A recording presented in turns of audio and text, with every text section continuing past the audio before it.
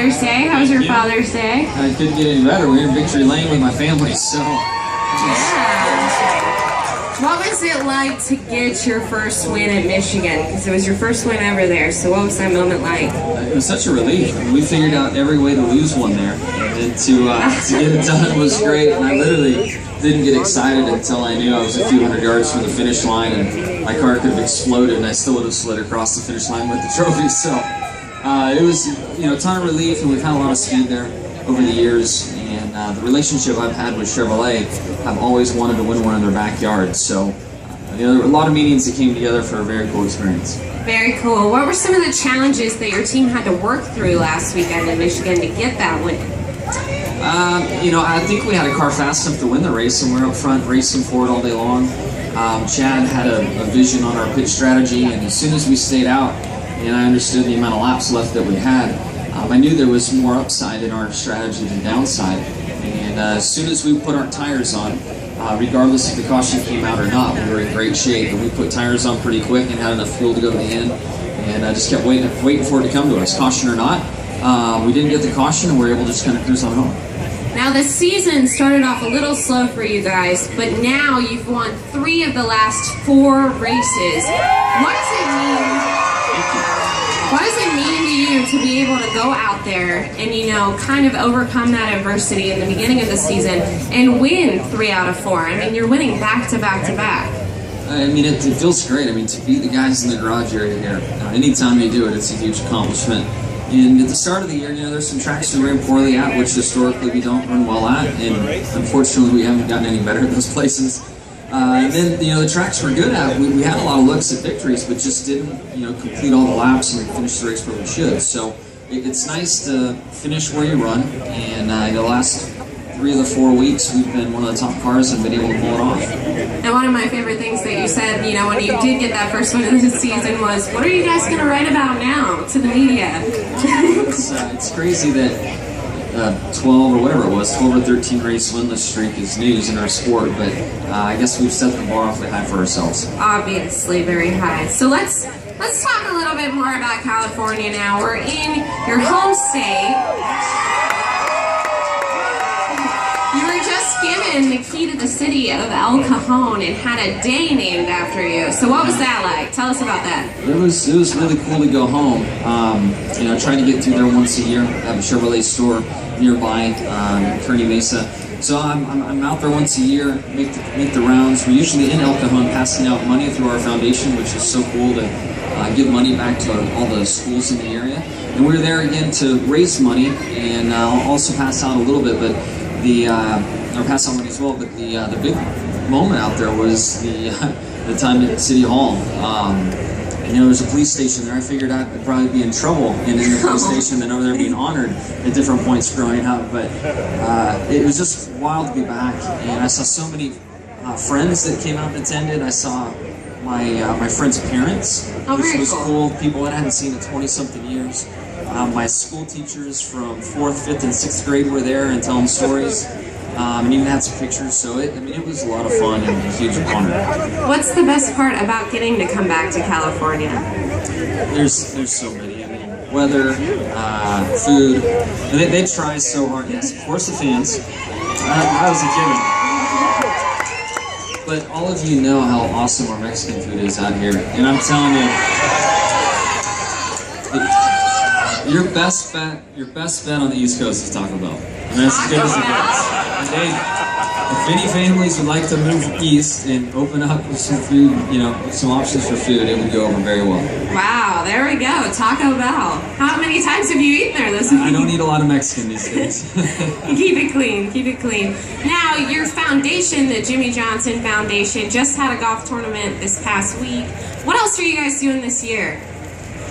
We have our big fundraiser is the golf tournament, and fortunately we were able to raise $650,000 that will go back into, thank you, San Diego, Oklahoma, and North Carolina.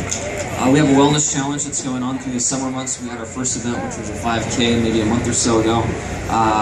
Here very soon we have a bike run duathlon option that's coming up, and then 2 sprint triathlons later in the summer. So You know, it's been great to inspire others to get fit and give them a goal to chase and to be a part of. Our first event was very successful, and we're looking forward to this. Is all taking place in North Carolina, so hopeful to get the North Carolina community fit, healthy, aware, and you know, obviously raise money at the end of the day is the goal, and it's been going really well. Yeah, definitely. Now, you're very fit yourself. You're running all the time, training for triathlons. Yes, it's amazing. I wish I was that athletic. But tell us a little bit how your athleticism plays a role in a road course race like this when you're making, you know, 11 turns a lap. Yeah, it's tough. I mean, you know, there is a huge demand on the body, especially from a cardio standpoint.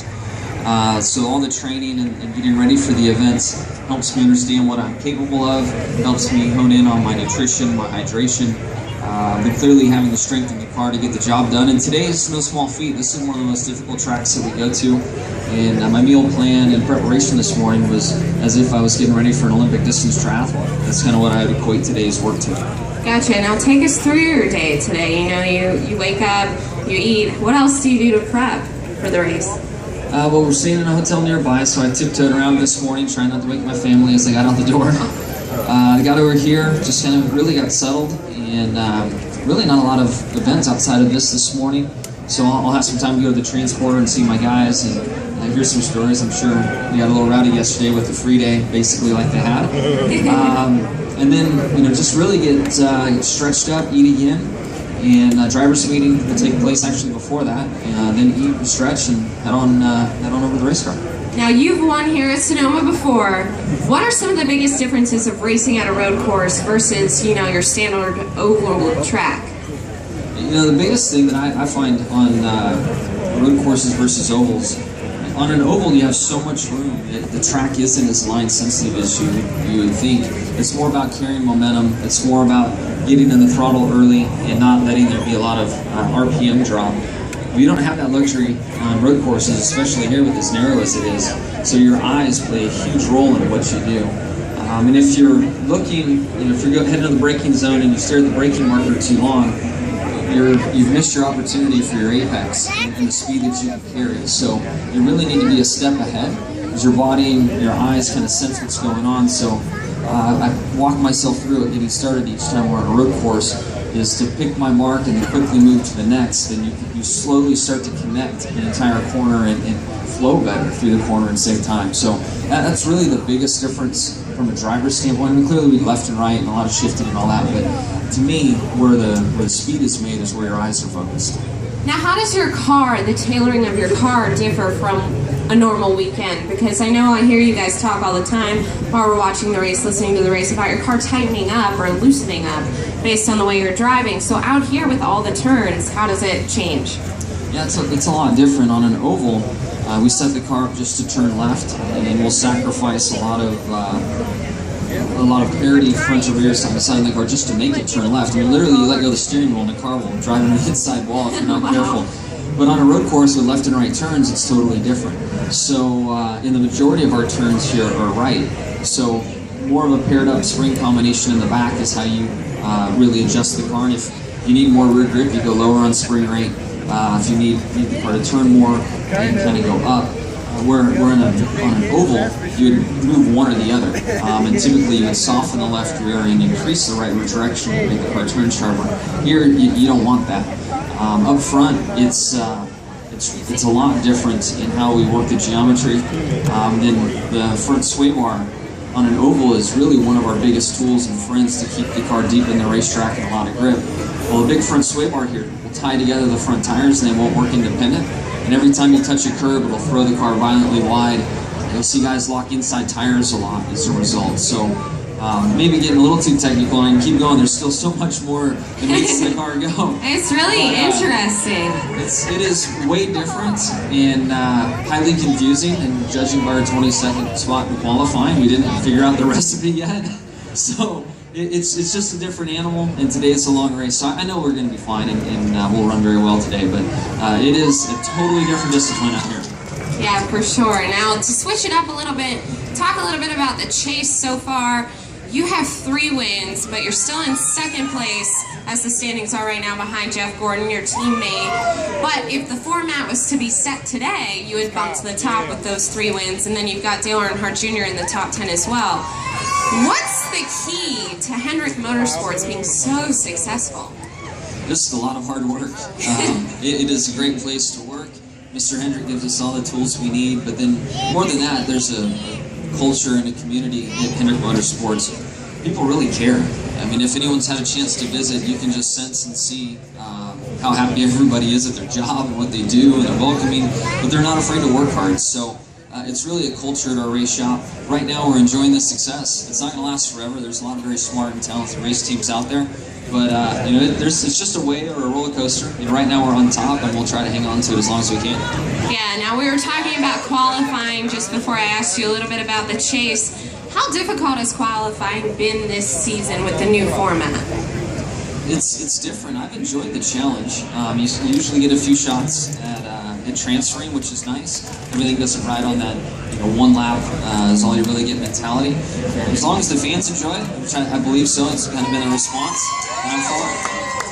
Now, how much too, because I've always wondered, does qualifying, your qualifying position, play a factor in your fate during the race? Because you seem to be somebody that no matter where you qualify, you work your way back up to that top spot.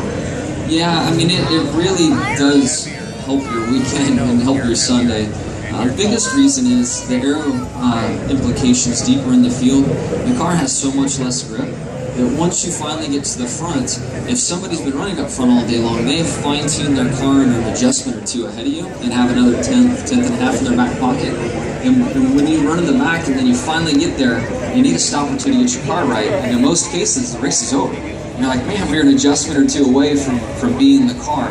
So if you can start up front and maintain that track position and fine-tune your car, it makes the day so much easier. It's much more important to be up front. It is, and then pit road, I mean, there's some tracks where if you don't get an opening, you can just get hammered on pit road and not have the day that you want. Martinsville's the first one that comes to mind there, and even Dover, just such a tight pit road. Yeah, and as I recall, you got hammered the one weekend and still made it up to the front, despite that. You know, perfect example right there. Now, we're on the road to, say, 7, perhaps. What would it mean to you to get that 7th championship? I haven't completely thought about it, but to do anything, I mean, to do what Dale Earnhardt and Richard Petty have done and the respect they have, you know, throughout motorsports worldwide, would just be insane. So, you know, still a long road till we have that opportunity, and if we go into Homestead as one of the 4 cars, definitely be focused on it, pumped up, hope to get it done. Very cool. Yeah, we hear you will, that you will. All right, so can we wrap this up with a quick 10 real fast? Are you all right with that? I think so. Let everyone see a little bit of your personal side, perhaps. Day races or night races? Night. Favorite place to visit? Place to visit? Yes. Just outside of Sonoma. Somewhere with a beach and cold beer. Sounds good. Movie that you've watched the most? First thing that comes to mind is Frozen right now because my daughter's so stuck on it. I love that. All right, what's your best car repair skill? She even knows the song and like the hand movements. Do you have to listen to it in the car while you just take her now places? over it in the car, which is good. So like a little bit. Now she's on. Well, that's not necessarily a new song, but she's stuck on Katy Perry Roar. Oh, and nice. It's just on repeat. Like, come on.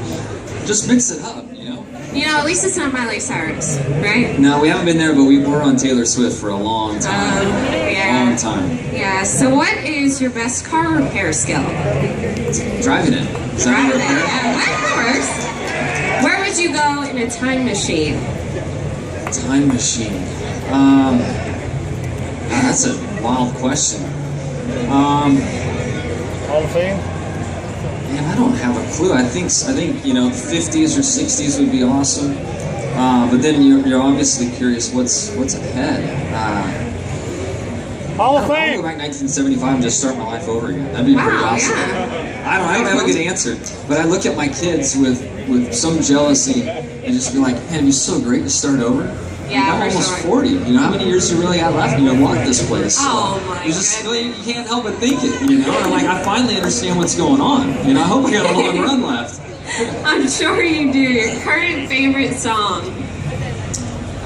Favorite song? I dig the Black Keys and their new song Fever. It's pretty strong. Very cool. Who would play you in a movie about your life?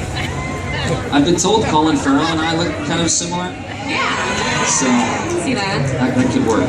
Within reason, what would you not do for $1 million? I wouldn't eat some of that funky stuff you see people eat on television. All right, guys. No need for that. All right, well, there you have it. Give it up for Jimmie Johnson.